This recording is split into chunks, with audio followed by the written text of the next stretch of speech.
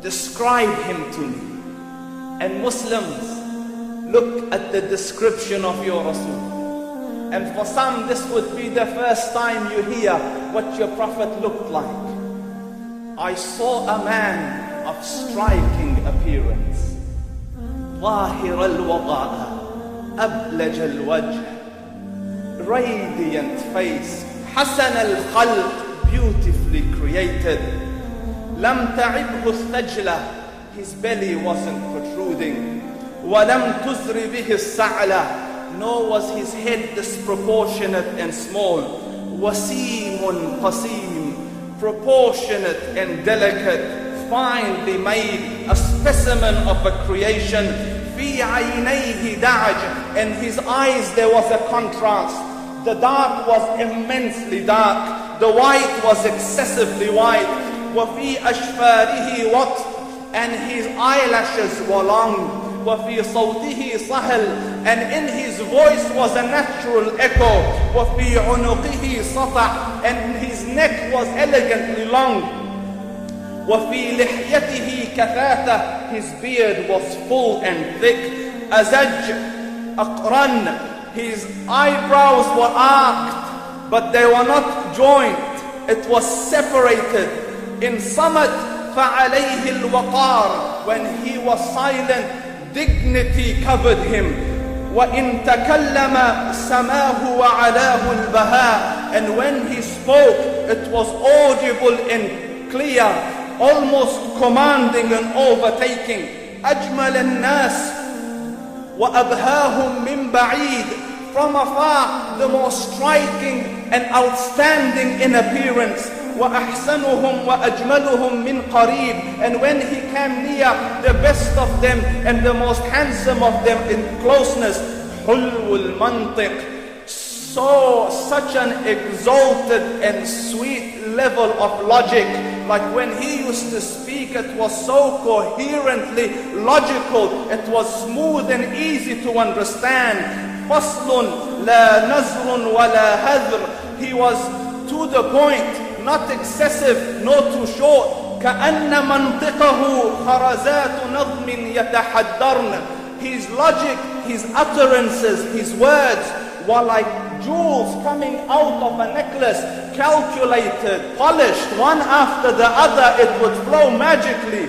ربعة, he was medium in height. Your eye didn't have to strain to look up at him, nor was it tedious to look down at him. He was a comfortable sight to look at.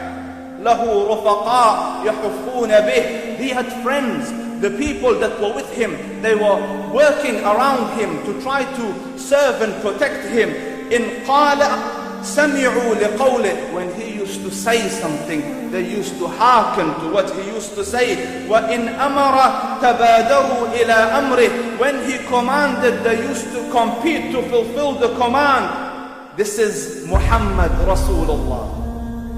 This is Muhammad Rasulullah. Anas ibn Malik says, he says, I came out one night,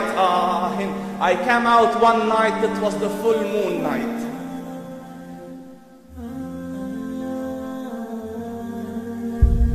And I looked at the moon, and in the desert, understand, the moon is an awesome sight.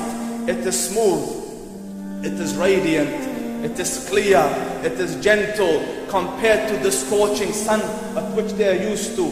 So the moon was the epitome of beauty. So he says, I came out at a full moon night and I looked at the moon and I saw it beautiful, handsome.